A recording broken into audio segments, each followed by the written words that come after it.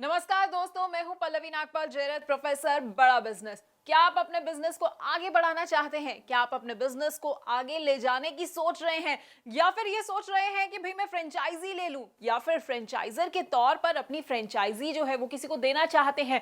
तो ये कोर्स बस आपके लिए है, क्योंकि यही कोर्स आपकी सारी कंफ्यूजन्स को दूर करने के लिए बनाया गया है। तो इस इंट्रो वीडियो में मैं आपको ये बताने वाली हूं कि अलग अलग तरह के फ्रेंचाइजी प्रोफाइल कौन से होते हैं, और अगर आप फ्रेंचाइजर हैं और अपना बिजनेस बढ़ाना चाहते हैं तो ये कुछ बातें जानना ना आपके लिए बहुत जरूरी हो जाता है।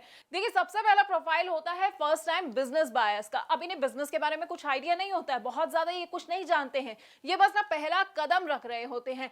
बस इनकी ना एक अभिलाषा होती है, यानी कि एक इच्छा होती है ना बहुत सारा पैसा कमाना होता है, और बहुत जल्दी भी होती है। भाई इन्हें लगता है कि जल्दी जल्दी से मैं बहुत सारा पैसा कमा लूं। अब ये ऐसे बिजनेस में इन्वेस्ट करना चाहते हैं जहां पर इनको बड़े सारे रिटर्न्स दिख जाएं, बड़ी जल्दी जल्दी रिटर्न मिल जाए। लेकिन जब ऐसा नहीं होता ना तो ये बड़ी जल्दी डिसअपॉइंटेड भी हो जाते हैं। अब दूसरी कैटेगरी जो होती है ना वो क्लाइंबर्स की होती है।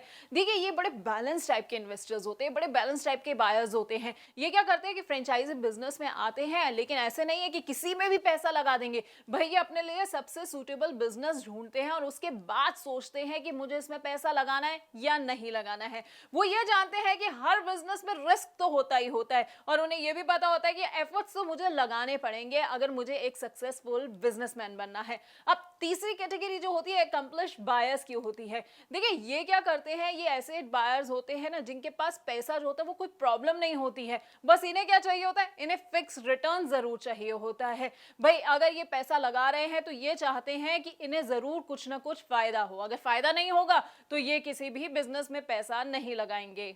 चलिए, ये तो हमने आपको बता दिया कि बायर्स के प्रोफाइल कैसे होते हैं, यानी कि बायर्स कितने तरह के होते हैं। लेकिन अब आपको बताते हैं ऐसी 10 इंपॉर्टेंट कैरेक्टरिस्टिक्स एक फ्रेंचाइजी की।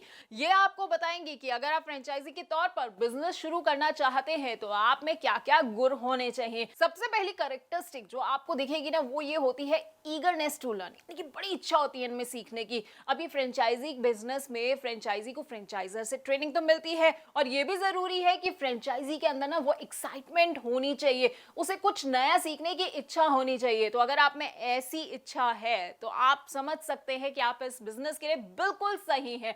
आप में ना दूसरी इच्छा ये भी होनी चाहिए कि आप काम सीखना चाहते हैं। देखिए, अगर काम सीखने की इच्छा नहीं होगी ना तो आप कोई भी बिजनेस नहीं कर पाएंगे, और यकीन मानिए आप नौकरी भी नहीं कर पाएंगे अगर आप सीखना नहीं चाहते हैं।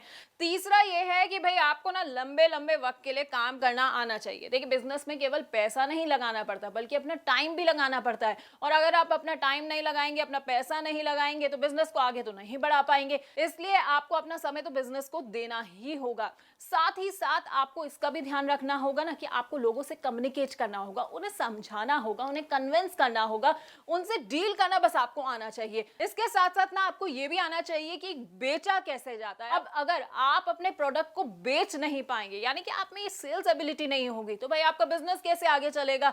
तो बिजनेस स्किल्स जो है ना ये भी आप में जरूर होनी चाहिए। अब देखिए, जैसे नेगोशिएशंस की स्किल्स होती हैं, अकाउंटिंग की स्किल्स होती है, या फिर लीडरशिप की स्किल्स होती हैं। बस ऐसे ही अगर आप में बिजनेस की स्किल्स नहीं होंगी, यानी कि आपको ये नहीं पता होगा कि बिजनेस आगे कैसे चलता है, तो तब तक आप कुछ नहीं कर सकते हैं। एक खासियत आप में और जो होनी चाहिए वो होनी चाहिए एबिलिटी टू टेक डायरेक्शंस। भाई आप डायरेक्शंस ले सके। अब आप एक फ्रेंचाइजी हैं, अगर आपका फ्रेंचाइजर आपको कुछ कहेगा कि आपको इस स्टैंडर्ड को फॉलो करना है, आपको इस नॉर्म को फॉलो करना है, अगर आप उसके डायरेक्शंस को सही तरीके से फॉलो नहीं करेंगे ना तो आपका बिजनेस नहीं चल पाएगा। इसलिए आपको डायरेक्शंस लेना भी आना चाहिए और उसे फॉलो करना भी आना चाहिए। देखिए, आपको ना रिस्क लेना भी आना चाहिए। देखिए, बिना रिस्क के तो यहाँ पर आपको कोई फायदा नहीं हो सकता है। अब बिजनेस आगे कैसे चलेगा जब तक आप रिस्क नहीं ले पाएंगे। तो इसलिए अगर आप रिस्क नहीं लेंगे तो आपको कोई फायदा नहीं मिल पाएगा। तो बस रिस्क लेते रहिए और आगे बढ़ते रहिए। इसके अलावा आपको अपने बिजनेस के लिए ना पैशनेट होना होगा। देखिए, पैशन के बिना ना आप जिंदगी में कुछ नहीं कर सकते हैं। पैशन का मतलब होता है जुनून। तो अगर आप में जुनून होगा कि मुझे अपने बिजनेस को, अपने काम को आगे लेके जाना है, तभी आप आगे जा सकते हैं। इसलिए बिना पैशन के आप कुछ नहीं कर पाएंगे। साथ ही साथ आपका रिजल्ट ड्रिवन एटीट्यूड होना चाहिए। देखिए, रिजल्ट ड्रिवन एटीट्यूड का मतलब होता है कि आपको ऐसा काम करना है जिससे आप जो है वो रिजल्ट हासिल कर सकें।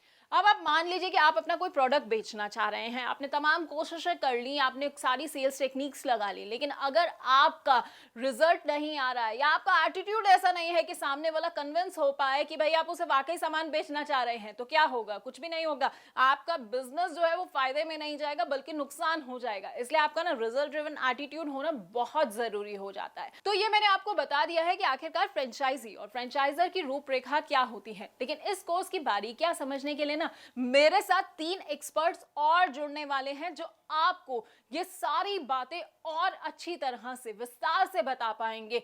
तो आपके साथ इस जर्नी में होंगे मिस्टर अरुण गोस्वामी, जो कि एक फ्रेंचाइजी ट्रेनर है। देखिए, सेल्स के ट्रेनर है, सक्सेसफुल कोच भी रह चुके हैं। इन्होंने कई इंश्योरेंस कंपनियों के साथ काम किया है और उनके बिजनेस को फ्रेंचाइजी मॉडल के जरिए आगे भी बढ़ाया है। इसके साथ साथ हमारे साथ होंगे मिस्टर गगन ओबराय। आपको मैं बता दूं, इन्हें 22 साल का एक्सपीरियंस है थर्ड पार्टी बिजनेस को हैंडल करने में। ये बड़े बड़े ब्रांड्स के साथ जुड़ चुके हैं और अब पिछले 2 साल से ये बड़ा बिजनेस के साथ जुड़े हुए हैं और हमारे फ्रेंचाइजी बिजनेस को संभाल रहे हैं। वो भी इस कोर्स में हमारे साथ जुड़ेंगे और आपको फ्रेंचाइजी और फ्रेंचाइजर से जुड़े हुए सारे पहलू बड़ी अच्छी तरह से समझाने वाले हैं। इसके साथ ही हमारे साथ इस कोर्स में मिस्टर वरुण हरनाल भी होंगे, जिनका कई कंपनीज के साथ अच्छा खासा एक्सपीरियंस है। ये भी फ्रेंचाइजी और उनकी तमाम जरूरतों को बड़े अच्छे से समझते हैं। इसके साथ ही इस कोर्स में मैं भी आपके साथ बनी रहूंगी, यानी कि पल्लवी नागपाल जयरथ, और मैं हमेशा से करती आई हूं, जैसा कि आप जानते हैं, आपके फायदे की बात। तो बस मैं भी आपको ये बताऊंगी कि कैसे आप अपने बिजनेस को बड़ा नहीं, बहुत बड़ा बिजनेस बना सकते हैं। तो चलिए अब मैं आपको पॉइंट वाइज समझा देती हूँ कि इस पूरे कोर्स में हम क्या क्या टॉपिक कवर करने वाले हैं। देखिए, इस कोर्स में हम आपको फ्रेंचाइजिंग का मतलब समझाएंगे, फ्रेंचाइजी और फ्रेंचाइजर में डिफरेंस क्या होता है। ये टर्म्स जो है ना बहुत ज्यादा सुनने वाले हैं और आपको कंफ्यूजन भी होगा कि भाई इन दोनों में अंतर क्या है, तो ये भी हम आपको अच्छे से समझाएंगे। साथ ही फ्रेंचाइजी बिजनेस में स्कोप क्या होता है और कैसे जो है आप इसके साथ आगे बढ़ सकते हैं, ये भी मैं आपको बताने वाली हूँ। इसके साथ साथ ही हम आपको ये भी समझाएंगे कि बिजनेस और फ्रेंचाइजिंग में अंतर क्या होता है। फ्रेंचाइजी और एजेंसी, अगर आप ये सोच रहे हैं कि भाई ये एक ही चीज है, तो आपको बता देते हैं कि ये भी अलग अलग बातें हैं, ये भी हम आपको समझाएंगे। और एजेंट और फ्रेंचाइजी में क्या डिफरेंस होता है, इस बात को भी हम कवर करने वाले हैं। इसके साथ ही हम आपको ये भी बताएंगे कि फ्रेंचाइजी बिजनेस से फ्रेंचाइजी और फ्रेंचाइजर को फायदे क्या क्या होते हैं और इससे जुड़े नुकसान या फिर रिस्क क्या हो सकते हैं। इसके अलावा हम आपको अलग अलग तरह के फ्रेंचाइजी मॉडल भी समझाने वाले हैं, जैसे कि फोको, फोफो, कोको, कोफो, और इसके साथ ही उनके एडवांटेजेस क्या होते हैं या डिसएडवांटेजेस क्या होते हैं, ये भी आपको अच्छे से समझाएंगे। अब सही फ्रेंचाइजी बिजनेस अगर आप चूज करना चाहते हैं, लेकिन आपको ये नहीं पता कि किन किन बातों पर ध्यान देना चाहिए, तो फिक्र मत करिए, क्योंकि हम आपको इस कोर्स में ये भी बताने वाले हैं। और साथ ही साथ फ्रेंचाइजी बिजनेस से जुड़े कौन कौन से ऐसे लीगल इश्यूज हैं जिन्हें आप फेस कर सकते हैं, इनकी भी पूरी जानकारी हम आपको देंगे। इसके अलावा फ्रेंचाइजी बिजनेस में सबसे इंपॉर्टेंट होता है फ्रेंचाइजी डिस्क्लोजर डॉक्यूमेंट। अब ये क्या होता है, इसके बारे में विस्तार से आपको तमाम जानकारी मिलेगी और इसके अंदर क्या क्या आइटम्स इंक्लूड होते हैं, कौन कौन से क्लॉजेस इंक्लूड होते हैं, ये भी हम आपको बताएंगे। और इसके साथ ही फ्रेंचाइजी अग्रीमेंट और उसके टाइप ऑफ अग्रीमेंट के बारे में भी पूरी जानकारी देंगे। अब फ्रेंचाइजी बिजनेस को इवैल्यूएट करने का क्या क्राइटेरिया होता है, उसके बारे में भी आपको बताएंगे। और इसके साथ ही training and development of SOP की भी हर डिटेल आपको पूरी तरह से समझाएंगे। अब फ्रेंचाइजी और फ्रेंचाइजर के ना फेलियर के भी कुछ रीजन होता है। देखिए, कई बार ऐसा होता है कि हमने बिजनेस तो शुरू कर दिया, फ्रेंचाइजी ले ली, लेकिन हमें ये नहीं पता कि इसे ऑपरेट कैसे करना है, तो ऐसे में हम फेल हो जाते हैं। और क्या क्या ऐसे रीजंस हो सकते हैं जिसकी वजह से फ्रेंचाइजी या फ्रेंचाइजर फेल होते हैं, ये हम आपको डिटेल में बहुत अच्छे से समझाएंगे, तो ये जरूर देखिएगा। और इसके साथ हम आपको ना कुछ ब्रांड्स की केस स्टडी बताएंगे।